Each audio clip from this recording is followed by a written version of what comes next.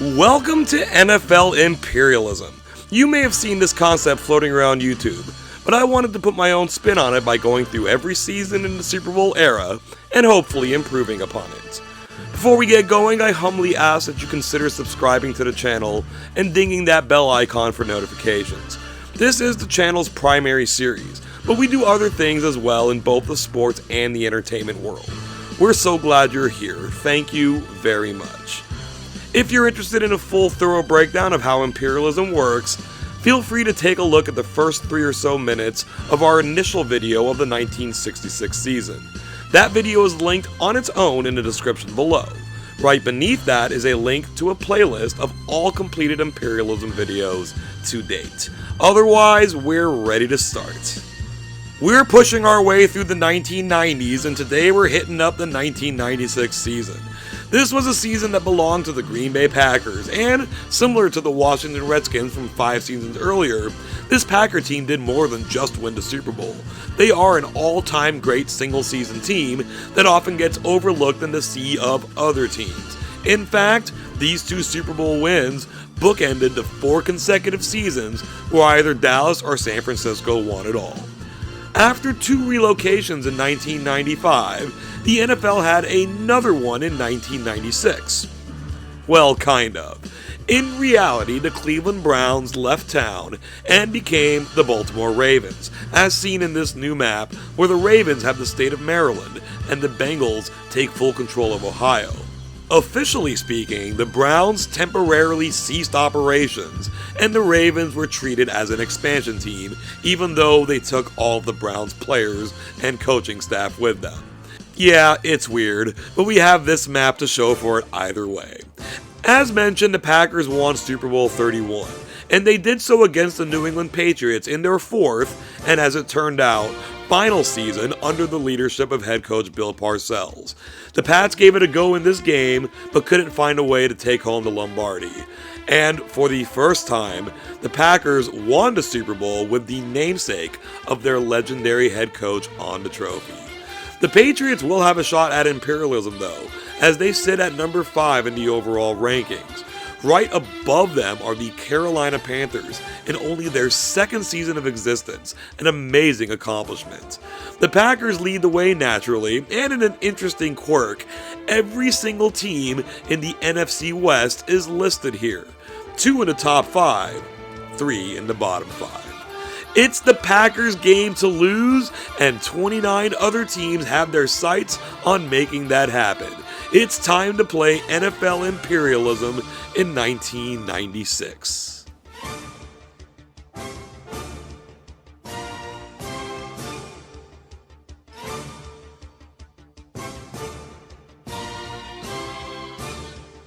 That was a close call on the wheel, but it landed on the Chargers, and they're going to head to Arizona and face the Cardinals.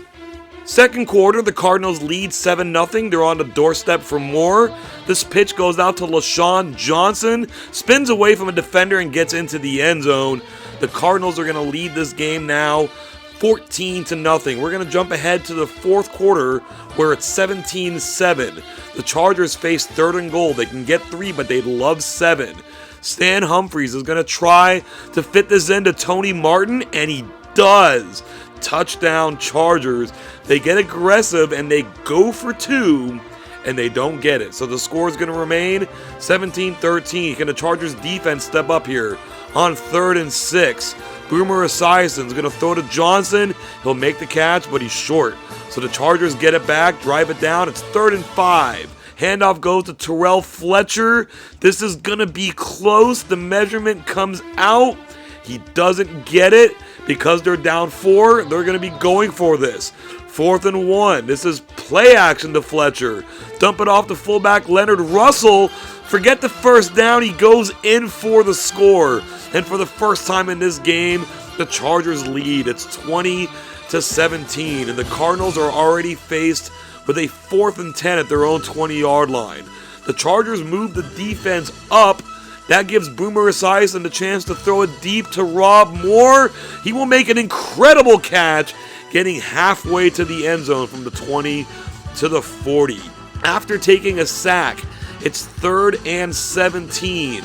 Esiason He is going to look for Rob Morgan. He goes up and gets it. Evades a couple tacklers. First down, Cardinals. He actually hasn't gone down yet. There he goes. Now it's first down. The very next play on the Charger 25. Under a minute to go here. Esiason looks for Rob Moore again. He'll make the catch inside the 10. They can get the 3 and tie it here, but they're not thinking about that. First and goal from the 7. They want the win.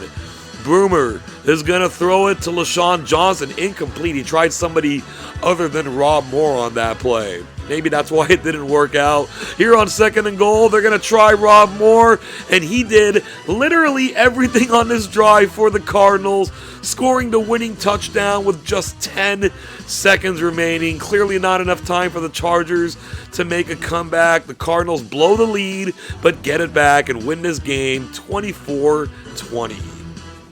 We ended last season's Imperialism with a lot of close games, and here we start off 1996 with another one. The Cardinals will win this game, they'll take over the Chargers' territory, and I'm fairly certain this is the first time the Cardinals have ever held any land in California.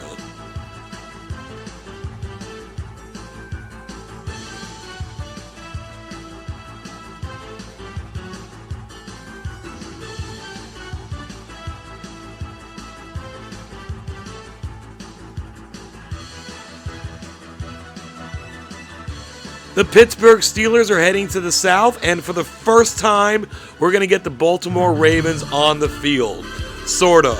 Tecmo Super Bowl III came out in 1995 with 30 teams before the Baltimore Ravens came into existence. So the Ravens are going to have to cosplay in the uniforms and the stadium of the Cleveland Browns, but it will be the Baltimore Ravens roster. Let's get that game on now.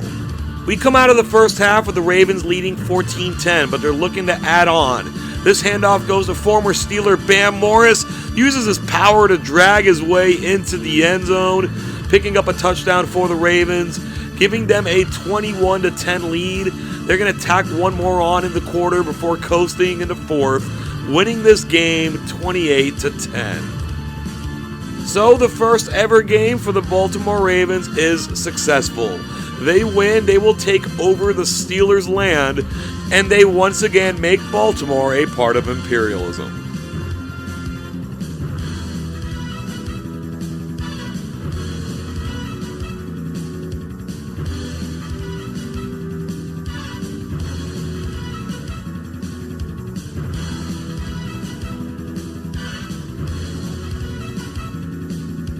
We're getting the Battle of Missouri. The Chiefs will travel to St. Louis to face the Rams. The Rams have the ball first, and they've crossed midfield. Tony Banks is going to drop back the pass, try to squeeze in a pass to Lawrence Phillips. Yeah, that didn't work. Safety Mark Collins is going to pick this off, run it all the way back, and without even getting their offense on the field, the Chiefs have scored a touchdown to take a 7-0 lead. We're going to jump ahead to a little later in the game. The Chiefs lead 14-0, but the Rams have gotten it down to the 1-yard line. This is play action. Banks is going to find receiver Isaac Bruce for the touchdown. The Rams have breached the scoreboard and now trail 14-7. The Chiefs add a field goal at 17-7, but the Rams are on the doorstep again. And once again, they're going to pass. And hey, throwing it to Isaac Bruce seems like a good idea. He gets in for the score, and the Rams have creeped ever closer at 17-14. The Chiefs need to get their stagnant offense going. It's 3rd and 11 from their own 45-yard line. Steve Bono, quick pass to Kimball Anders, won't get it done. The Rams get it back. It's 3rd and 2 from the 35. The pitch to Harold Green is going to lose 3 yards. And with 1:48 to go, the Rams are going to trot out Chip Lowmiller for a 56-yard field goal attempt. Does he still have the leg? Lines it up. It looks like he does. And the kick is good. That'll tie things up at 17. That will send us into overtime. The Rams get it first and have quickly fallen behind the sticks. It's 3rd and 17. This is play action. Banks has nowhere to go with it. Tries to run around, but is taken down by Derek Thomas, his second sack of the game. They're going to be forced to punt here. Sean Landeta tries to put it up, but the Chiefs will block it. Joe Phillips will scoop it up, break a tackle, and for the second time the Chiefs score without the offense. This one a walk-off, blocked punt, recovery for a touchdown in overtime. That's a mouthful. The Chiefs win this game 23-17. 1996 Imperialism has seen its first successful invasion. The Chiefs win, they take over the Rams' territory, and as has been their history, they own the state of Missouri. We're ready to go straight to a game here. This is a close call, but it's going to land on the Bills. Arrow's going to take them southwest, and that's swung westward enough to hit the Ravens' territory. So while officially the new guys on the block, they're going to be the first team to take the field twice this season. We're scoreless in the first quarter. Buffalo's taking it down to the Baltimore 23-yard line. Jim Kelly, he's going to look for Quinn early. He'll make the catch in the end zone. Touchdown, Buffalo. They go ahead here, 7-0. We now move ahead to the second half. The teams have exchanged field goals. It's 10-3. Baltimore's offense is finally getting the ball moving here. Vinny Testaverde looking for Michael Jackson. It's overthrown and intercepted by Jeff Burris. He's able to run it back to about the 33. Fourth quarter now, it's still 10-3. Baltimore's moving the ball again. We're under a minute to go. This handoff is going to go to Bam Morris. Not a big gain, but it's a first down. That will set up the Ravens here at the 28-yard line. 14 seconds to go. Testaverde takes off. He scrambles and picks up some yards, but 2 seconds, 1 second, the clock expires, and the Ravens couldn't get it done there. Buffalo's going to skate out of here with a 10-3 victory. The Ravens offense showed life in their first game, but they weren't able to penetrate the Buffalo defense. The Bills will take over the Ravens' territory, and they have now wrapped around the Eagles, the Giants, and the Jets. We head back over to the wheel. It's going to be landing on the Kansas City Chiefs, and they have all sorts of land to expand to, but instead they're going to choose to attack the Bears in Chicago. Late in the first half, the Chiefs are trying to break a scoreless tie from the Bear 18. Steve Bono throws it up to Kimball Anders. He fights off the defender for the catch. That's a fullback. He's got great hands. That'll make it 7-0, and that's enough points for Kansas City to come away with this victory. The final score will be 21-3. After the Ravens fail to do so, the Chiefs become the first team to win twice in 1996. They will take over the Chicago Bears territory and expand their land. This wheel spin provides for our easiest result. The Miami Dolphins are chosen, and there's nowhere for them to go. They're headed to Tampa to face the Buccaneers. The Bucs led this game 7-0, but then they got very turnover prone. Here from the 21-yard line, the pitch goes to Stanley Pritchett, and he's going to actually scoot all the way into the end zone. He carried the ball twice in this game, and they were both for touchdowns. This one was the longer of the two. The Dolphins lead 17-7. The Bucs couldn't stop turning it over. They wind up losing this game 24-7. The Dolphins' march begins with the takeover of Southern Florida. The Bucs are out, and the Dolphins move on. No time to waste. We're heading straight to another game. The Bengals are chosen on the wheel. They will head to the northwest into the territory of the Detroit Lions. The Lions have led the whole game, but the Bengals have done enough to keep it reasonably close. From Detroit's 25, Jeff Blake lifts a pass to Tony McGee, makes the diving touchdown catch. The extra point here will get blocked, so the score will remain 27-20, but as Detroit has done all game, they're ready to answer. 3rd and goal from the 8, the late handoff goes to Barry Sanders, finds the sideline and gets across into the end zone. As is the case in this game, the Lions held the Bengals at arm's length. That made it 34-20, and 34-20 is our final score. The Bengals certainly had some offense in this game, but the Lions simply had more. They will take over the Bengals territory, and we went ahead and gave them a gray background so as not to clash too much with the Carolina Panthers.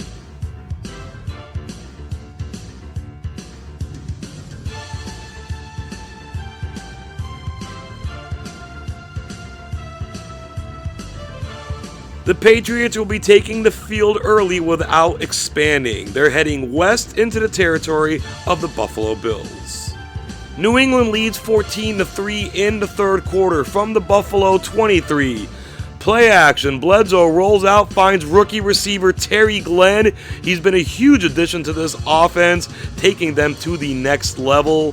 They are now winning 21-3, but Buffalo responds in rapid-fire fashion. This touchdown pass goes to Andre Reed, and then this one in the face of pressure, Lonnie Johnson makes a diving catch. So the Bills have cut it down to 21-17. The Patriots are keen to answer back. They're in Buffalo territory at the 32-yard line. Bledsoe's going to look straight at Terry Glenn. He's going to make the catch and run it in the rest of the way. Terry Glenn, a major factor in the Patriots winning the AFC. It's 28-17, but Buffalo simply will not go away. They've driven it to New England's 22-yard line. Jim Kelly is going to look downfield for old reliable Andre Reed. He goes up and catches the high pass. 28-24 will be our score. The Bills are going to have to kick this onside with under a minute to go. The ball is placed down. The Patriots cannot get on it. The Bills recover. It is third down. Some motion on offense. Kelly will drop back. He's holding it, looking to go deep to Eric Moulds, but it's overthrown. Then they're now going to have to face fourth down. 21 seconds to go. Patriots call an audible. The Bills follow suit, and they are going to be running this ball to Thurman Thomas. If he can get out of bounds, this will be all right, but he stays in bounds. Picking up the first down means nothing as the clock expires. The Bills frantically score 21 in the fourth, but it's not enough. The Patriots take a 28-24 victory. Not only were the Patriots AFC champions in 1996, they're the first top 5 team to have taken the field. They did so successfully. They will take over the land of the Buffalo Bills, and unlike Patriot teams in the past, they're in the thick of things on the map. We're ready to get back on the field here. The wheel will select the Jacksonville Jaguars, send them to the northeast, which will hit the territory of the Atlanta Falcons. Let's see how the Jaguars, who appeared in the 96 AFC Championship game, do in Imperialism. They'll be looking to get off to a hot start. They're on their own 45-yard line. Play action. Mark Brunell is going to look deep for Jimmy Smith. He'll make the catch, get it down inside the 5-yard line, taken down at the 1. Very next play, Mark Brunell will find Keenan McCardell for the touchdown. That's going to put the Jaguars up 7-0. That's going to open up the floodgates of scoring in this game. Later on, it is 28-20. The Jaguars have it at the Falcon 24. The handoff goes to James Stewart, makes his way around the edge and will avoid a tackler and get in for the touchdown. The Jaguars extend their lead to 35-20. The Falcons score very late to make it a little closer. We get a final score of 35-26. As it turns out, the Jaguars performed great. They get their first ever Imperialism victory. They will take over the land of the Atlanta Falcons and own now the state of Georgia.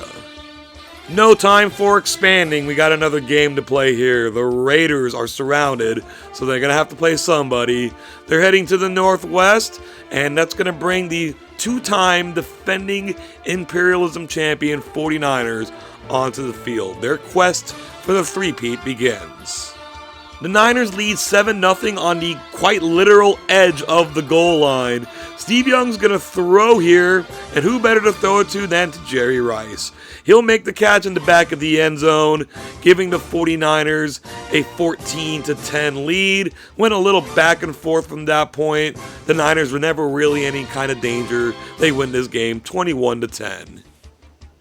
And with that victory, the 49ers will be the last team from California still standing. They take over the Raiders' territory, and the West Coast has come down to the Cardinals, Seahawks, and 49ers. With 10 teams now eliminated, it looks like we're actually going to stay on the West Coast. It's the 49ers again. They're heading to the southeast. That's going to send them to face the Arizona Cardinals. The Niners jump out to a 7-0 lead, still in the first quarter looking for more. From the Cardinal 8, Steve Young will fire to Terrell Owens. That is the first time we've spotted him in an Imperialism. He gets the touchdown, extending the Niner lead to 14-0, and just like the last game, they basically played with their food the rest of the way, winning by a final score of 24-9. The Cardinals won this season's first game in Imperialism and did so in thrilling fashion, but that's all they're able to get. The 49ers take over their land, and but for the Seahawks, are kings in the West. We're ready for our next matchup, and it's gonna involve the champions, the Green Bay Packers. They're gonna head to the South, and they're gonna play the Kansas City Chiefs.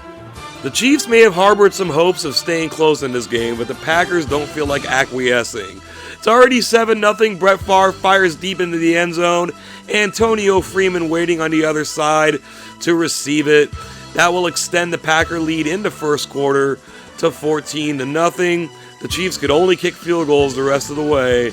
The Packers win it 30-9. So the champs are going to get their 96 Imperialism campaign off to a great start.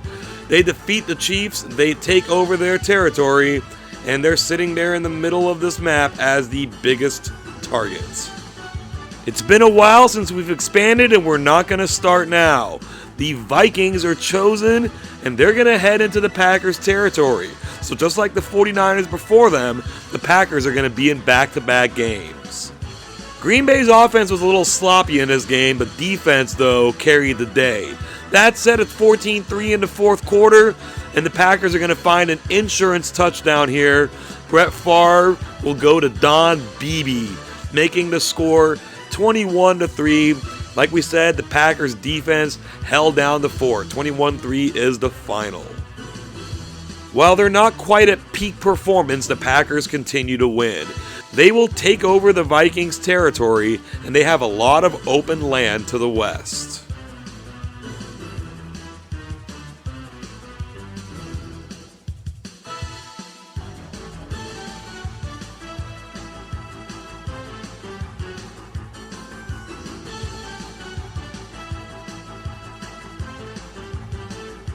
The 49ers are chosen, and that arrow is going to hit the southern tip of Nevada, which is in Seahawks territory. San Francisco will travel to Seattle. The Seahawks have hung tight at 7-7 late in the third quarter. From the Seahawk 26, Steve Young throws it to Jerry Rice, and he gets out and makes the catch. Touchdown 49ers. That'll put them up 14-7. We're now in the fourth quarter.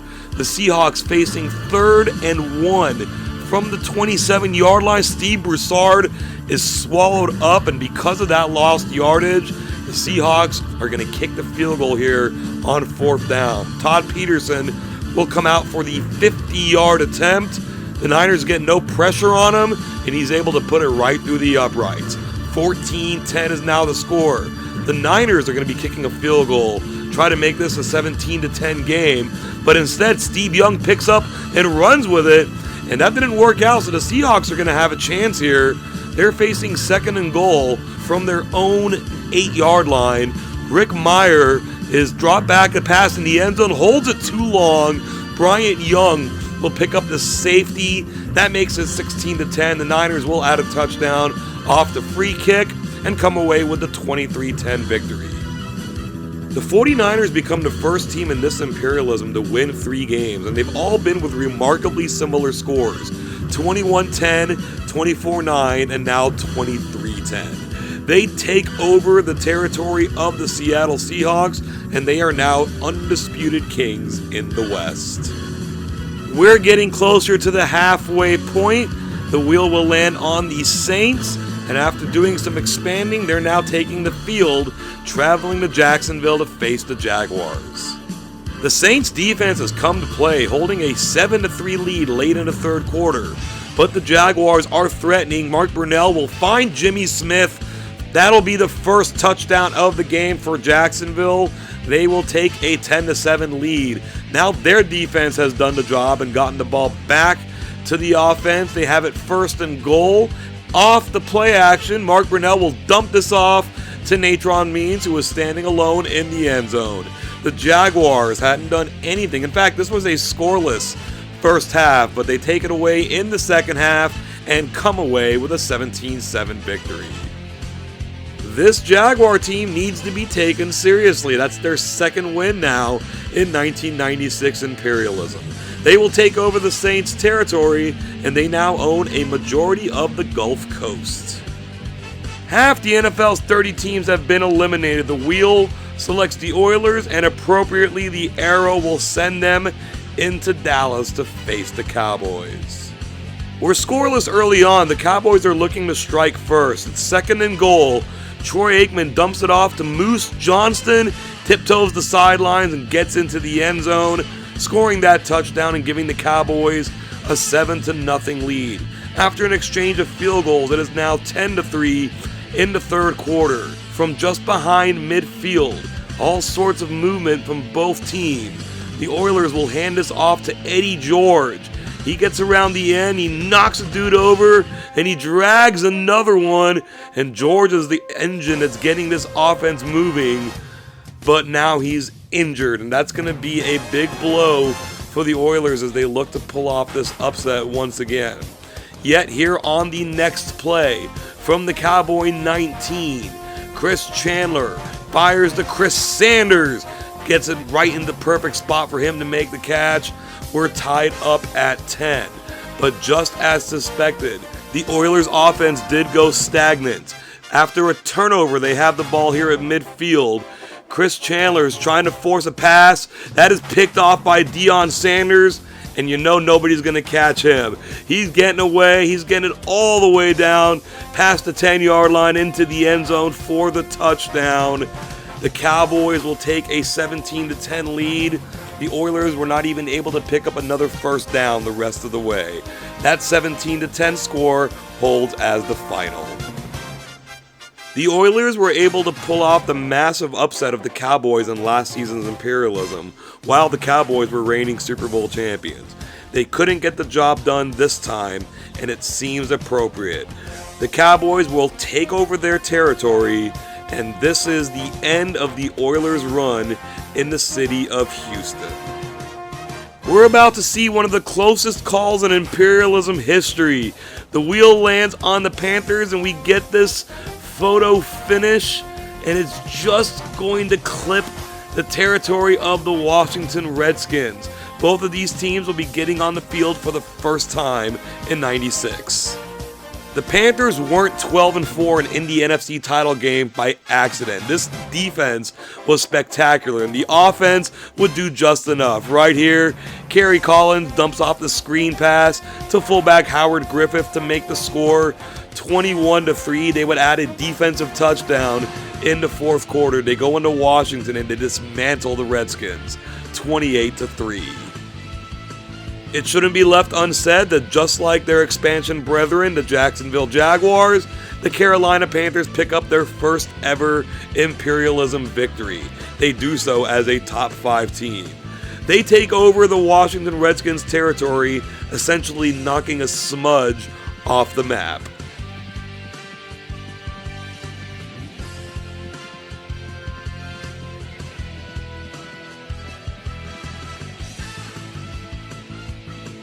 We're primed and ready for this NFC Central matchup. The Detroit Lions head to Green Bay to face the Packers. This game has been close, but the Packers have led essentially the entire game. The Lions have a chance to change that. Scott Mitchell's going to find tight end Pete Metzelaars for the touchdown. That will tie things up at 21 apiece, but the extra point gives Detroit its first lead of the game. The Packers now under the 2-minute warning. From the Lions' 7-yard line, Edgar Bennett takes the handoff, runs it in for the touchdown. The Packers will take the lead right back.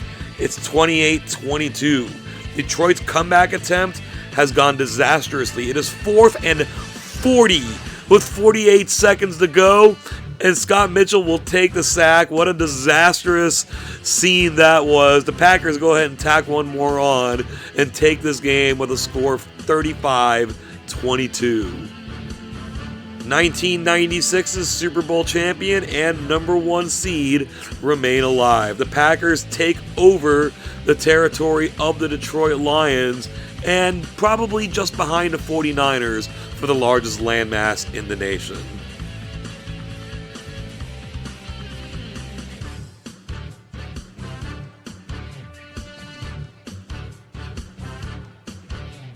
For the second time, the Dolphins are chosen on the wheel with only one place to go, this time into Jacksonville to face the Jaguars. The Jags' offense has been less explosive in this game, but their defense has carried the day. Here leading 10-0, Mark Brunell will find Jimmy Smith continuing his excellent imperialism with a diving catch in the end zone, extending their lead to 17-0. They don't get the shutout, but they get the very solid win, 20-7. Don't look now, but these Jaguars are certainly a force to be reckoned with. They take over the Dolphins' territory and, except for the Dallas Cowboys, do own the entire Gulf Coast. We're ready to get a team on the field for the first time. It's going to be the Indianapolis Colts. They have two directions they can go, and they went in the direction of the Green Bay Packers. The Packers offense sleptwalked through the first half, but they've woken up here in the second.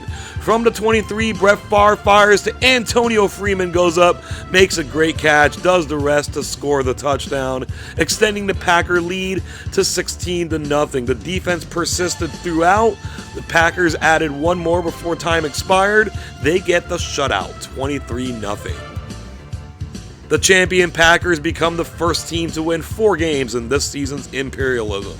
They will take over the territory of the Indianapolis Colts and now have dominion over the Midwest. We're down to just 10 teams remaining. The wheel will land on the New York Jets. They will head northwest to face the Philadelphia Eagles. So this little enclave in the northeast of the Giants, the Jets, and the Eagles has finally been breached. 2 of them will be taking the field. And one of them is performing better than the other. The Eagles lead 17-10 in the fourth quarter. Ty Detmer is the quarterback for the Eagles. He gets this pass off into the end zone for a touchdown, extending the lead to 24-10. Chris Jones, by the way, got that touchdown. The Eagles add another one before the end of it and take care of the lowly Jets, 31-10. The Eagles have no problem in this one. They will take over the territory of the Jets. And of the 9 teams remaining, only the Broncos and the Giants have yet to see the field. The Giants we haven't heard from at all. We head back to it, and the wheel will be landing on the Green Bay Packers, and they have zero interest in expanding. They want to get on the field. They're going to go to Carolina in a rematch of the 96 NFC title game. No sleepwalking for the Packers in this one. They lead 16-0 in the second quarter. This deep slant goes to Don Beebe. He's able to run it down to about the 2-yard line. The very next play, Brett Favre will find Dorsey Levens for the touchdown, giving the Packers a 23-0 lead. They scored on all 5 of their first half possessions, and if not for being held to field goals, this game would have been an even bigger blowout. The Packers win 43-6. Being at home, we thought the Panthers might put up a bit more of a fight, but this did not go well for them at all. Green Bay will take over their territory and are without question the favorite to win the whole thing. We're down to the final 8 teams. The Eagles are one of those teams. The arrow will take them southwest. That will hit the territory of the New England Patriots. That will be our next game. The Patriots came out firing, already leading 7-0 in the first quarter. This direct snap goes to Curtis Martin, and he knives his way through the defense for the touchdown. The Patriots have jumped out to a 14-0 lead. It is now going to be 14-3 in the second quarter. The Patriots are backed up, 3rd and long. Drew Bledsoe's going to drop back to pass. He's taken down by William Fuller for the safety. That might give Philly a little bit of momentum. And now heading into the third quarter, they've driven it to the Patriot 33. Rodney Peete in for the injured Ty Detmer. Lifts the pass to Jason Dunn. Makes an incredible catch inside the 1-yard line. Ricky Waters is going to close it out for the touchdown. And the Eagles have made this a ball game. It is now 14-12. The Patriots offense can't do anything the next time they have the ball. The Eagles have it again. The Patriots back up their defense. The Eagles will respond with this run up the middle by Ricky Waters. He's able to break a tackle, picks up a great block, and makes his way across the goal line. And the Eagles have scored 19 consecutive points to lead this game by 5. The Patriots, though, they're not going to sleep on this. From the 15-yard line, their own 15, Bledsoe hangs in the pocket, clears out space for Ben Coates, makes the catch, and picks up a lot of yards after the catch. First down Patriots, they now have the ball at the Philly 45 in the shotgun. Bledsoe has all day, goes deep to Terry Glenn, across the middle, touchdown. The Patriots have reestablished the lead, going ahead 21-19. Can Philly's offense keep their momentum going? From the Patriot 39, Rodney Peete. He's going to throw into double coverage, but Irving Fryer makes the catch, 20-yard gain. It is now 3rd and 7, just under 2 minutes to go. Peete will throw this for Chris Jones. He comes back and makes the catch. The Eagles are once again faced with 3rd down, 3rd and 2 this time. They're going to pitch it out to fullback Kevin Turner, and the former Patriot is able to get in for the score. 1:04 to go. They could have had 3, but they went for the juggernaut. It's 26-21. Here come the Patriots from their own 29-yard line. Bledsoe, he's going to look for Terry Glenn, makes a diving reception. This is why the Eagles didn't settle for 3. The Patriots from the 40-yard line. Bledsoe, he is going to look for Curtis Martin, makes the catch, escapes, and drags his way down to about the 22. 11 seconds to go. This is the game.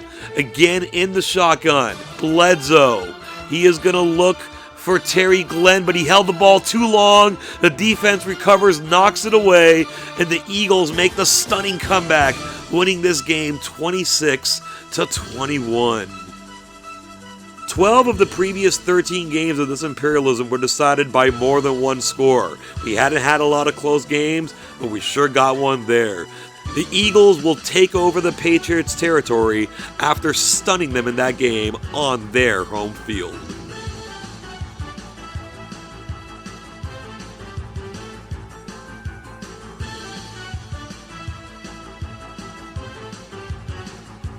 The Green Bay Packers have already taken out the Carolina Panthers. Now they step up to try to take out the other expansion team from last season, the Jacksonville Jaguars.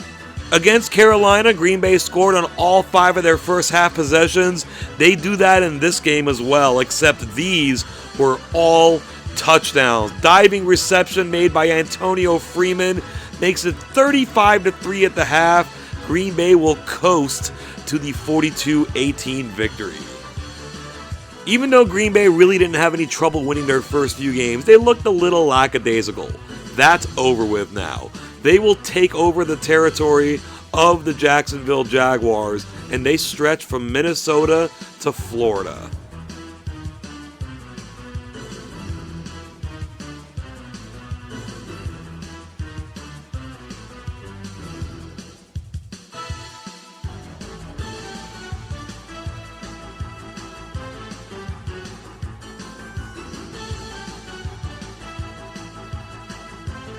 The Green Bay Packers' quest for the Imperialism title will continue.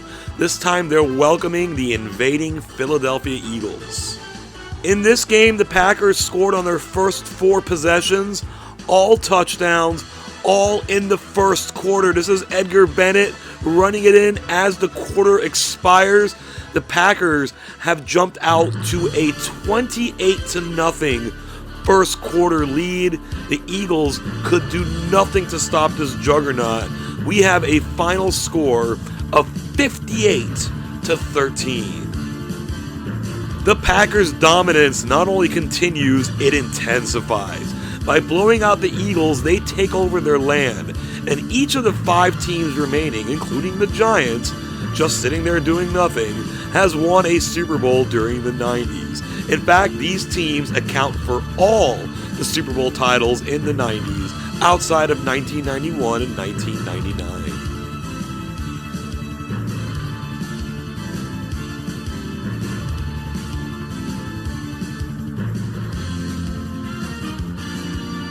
The 49ers have expanded their way into a matchup with the Broncos in Denver. Third quarter, the Broncos lead 10-3. The Niners bring the defense forward. John Elway is going to check into a pass play, and the 49ers secondary is nowhere to be seen. Aaron Craver escapes, makes the catch, scoring the touchdown, giving the Broncos a 2-touchdown lead. The Niners do pull back a field goal. It's 17-6 in the fourth quarter. From the Bronco 26, this handoff is going to go to Terry Kirby. He's going to get around the end, hurdles, and is going to get down to about the 4-yard line. On 3rd and goal now, Kirby takes the handoff and is able to get into the end zone. The Niners are showing some life here. They cut it to 17-12. Indeed, they get the 2-point conversion. So it's 17-14, but the Broncos have it after the Niners failed the onside kick. From the 29, the pitch goes to Terrell Davis. He gets to the sideline, getting away from just about everybody on the defense. Finally gets taken down inside the 1-yard line. On the next play, he's going around right end and scoring, putting this game away for the Broncos with 50 seconds remaining. 24-14 is the score. The Niners could not do anything to come from behind, and the two-time defending Imperialism champions drop to the Broncos, 24-14. There will be a new Imperialism champion this season. The Broncos will take over the 49ers territory, and the 96 Broncos were an excellent team that had a shocking playoff loss to the Jaguars. They're looking to make up for that in these final 3 games. From this final 4, the wheel's going to be landing on the Cowboys. They're going to head to the Northwest, and that's going to set up a matchup with the Denver Broncos. Here on one side of the field, Deion Sanders is playing defense and making this interception in the end zone to stop a Denver Bronco drive. Now the Cowboys have the ball on offense, and this is Deion Sanders going up to make the catch and running it in for a 53-yard touchdown. 96 was the year Deion played a lot of two-way football. This gave the Cowboys a 21-0 halftime lead. The Broncos made some noise in the second half but never got it within one possession. Dallas wins this game 37-22. Whatever redemption the Broncos had in mind, it did not work out. The Cowboys will take over their territory, and we're down to 3 teams: Dallas, Green Bay, and somehow still standing, the New York Giants. We spin the wheel, and it's gonna land on the Giants. No need to spin the arrow. They are surrounded. So the Giants attempt to backdoor their way into the title game will now have to run through Green Bay. And the winner of this game will take on the Cowboys, who have qualified for the championship. In the first quarter, the Packers are forced to punt on their opening drive, something they haven't had to do in a long time. Doesn't really work out, though. The Giants are able to block the punt, pick it up, and advance it to the 25-yard line. They're forced to settle for a field goal here, trying to take an early lead, but it's a fake, and Dave Brown can't even get the pass off. So the Packers will get it back. They've driven it to the 30-yard line now in the second quarter. We're still scoreless. Short pass goes to Don Beebe. Can't pick up the first. So they're going to try Chris Jackie for the field goal. 46 yards away. He's been so reliable, but he misses this one. We're still scoreless. The Giants trying to take advantage of this from their own 35-yard line. Dave Brown's going to chuck it deep to tight end Aaron Pierce, but Eugene Robinson is there for the interception. He makes the play, and he's able to break away, and he is past the 30-yard line. The Giants cannot catch him. Robinson will pick up the slack for his offense, giving the Packers the 7-0 lead. Can the Giants do something with this before the half? They've taken it down to the 36-yard line. The handoff is going to go to Rodney Hampton. He's going to get them in the field goal range. He's thinking more, but he gets it down inside the 20-yard line. Kicker Brad Daloiso is going to be coming out for the, we think, real field goal attempt this time. Indeed, he puts it up. The Packers put some pressure, but it kicks away, and it is good. So we're going to be at 7-3 going into the second half. The Giants have a chance to do something here. They're inside of midfield. It's Rodney Hampton up the middle, and he cuts through, and he's past the 25, the 20. The Packers are going to get him inside the 10-yard line.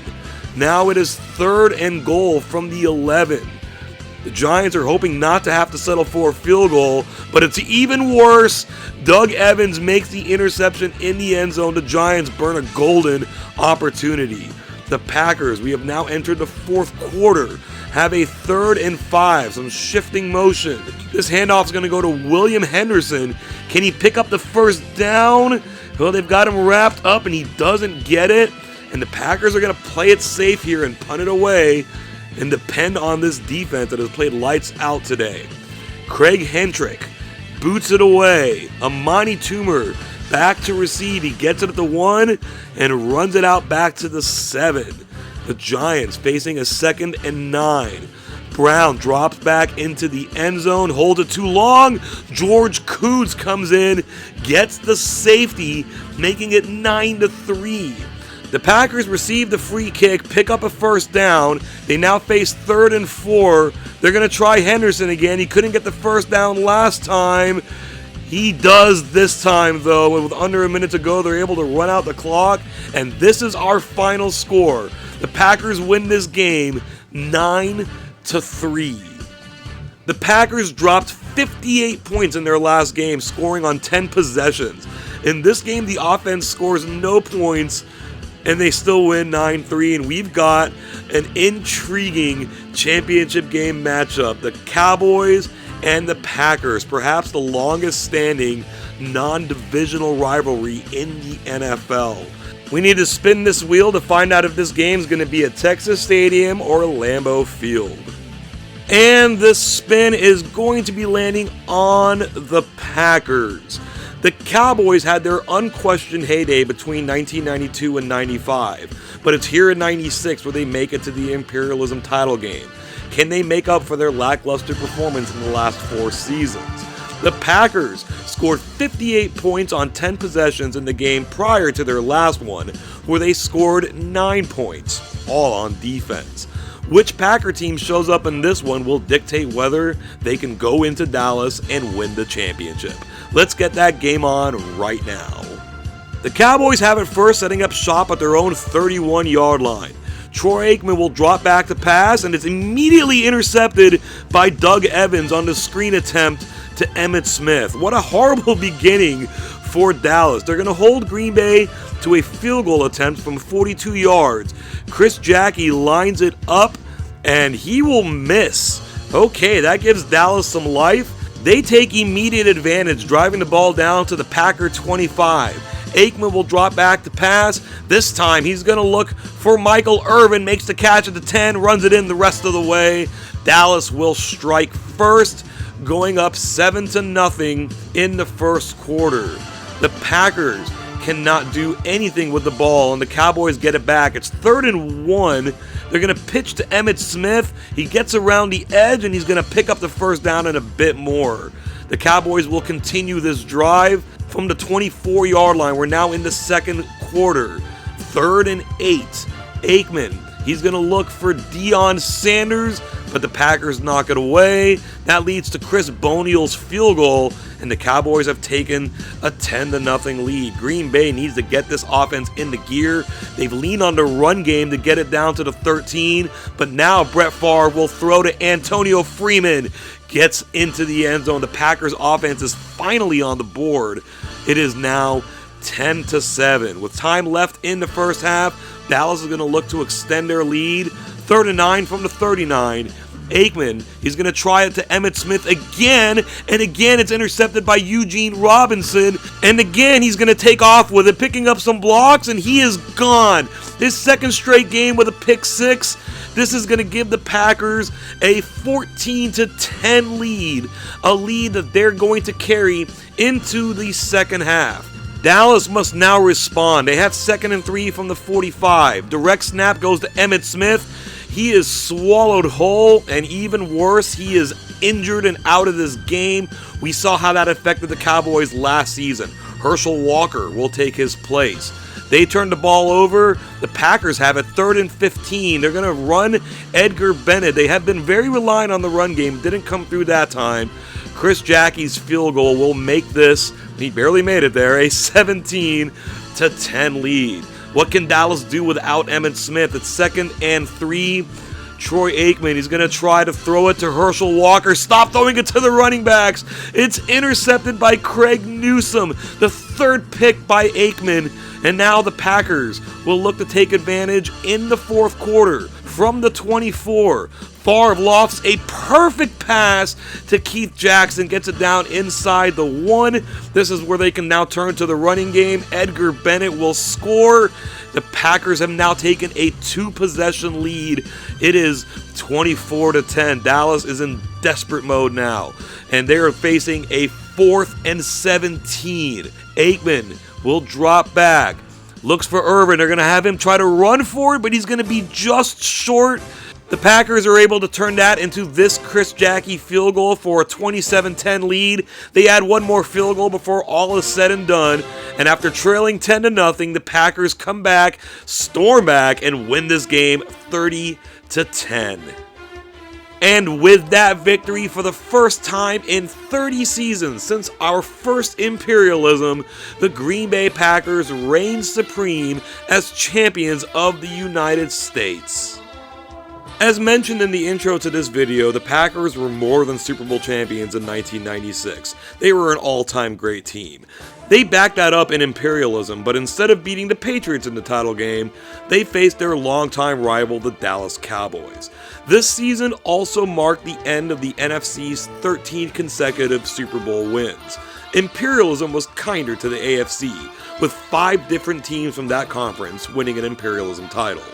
This all-time team is highlighted on offense by league MVP Brett Favre and his connection with Antonio Freeman, the 3rd such receiver after Sterling Sharpe and Robert Brooks that Favre made magic with. As is always the case though, everything begins with this offensive line, particularly the interior 3, with stalwart center Frank Winters, flanked on each side by Aaron Taylor and Adam Timmerman. Not a whole lot is getting through that group. Defensively, you don't have to look far to see the biggest name on this unit. Reggie White shifted the NFL paradigm when he signed with the Packers as a free agent, and he has a legitimate case not only for the greatest defensive player in NFL history, but as its greatest player, period. The secondary came up big throughout, but none more than Eugene Robinson, with pick sixes in back-to-back games to help close out the title. The first half of games saw some close contests, including the Chiefs and Rams game that went to overtime. Games became a little more one-sided, coinciding with the Packers' entry into the game, and continued as such in the second half of games. The Eagles' upset of the Patriots brought back some excitement, but this was the Packers' show, even with their squeaker over the Giants, leading up to a more decisive victory in the title game. 3 teams, the Packers, 49ers, and the Jaguars, accounted for more than half the wins in 1996 Imperialism, but it was the Packers reeling off 9 of those, at least tripling the outcome of any other team. And it was those 9 wins that catapulted them into an overall winning record at 30-29. Even though they lost the title game, the Dallas Cowboys regained the top spot with 58 total wins. But in a flat-footed tie behind them, the 49ers and Vikings own a better win percentage at 57-27. The Ravens joined the league this season, immediately notching a win, and with wins by the Panthers and Jaguars, 0 teams remain with 0 victories. Thank you so much for watching this video and making it to the end. If you wouldn't mind giving it a like, sharing with some friends, and if you haven't already, considering subscribing to the channel, that would be greatly appreciated. The 1997 season will be just around the corner. One last look here at the dominant 1996 Packers and their dominion over the United States of America. They were the first team since the undefeated 72 Dolphins to lead the league in points scored and points allowed, and are to date the only team to ever do so in the salary cap free agency era. Their status as an all-time great team is well earned. Thank you again so much for joining us, and I hope you have an awesome day.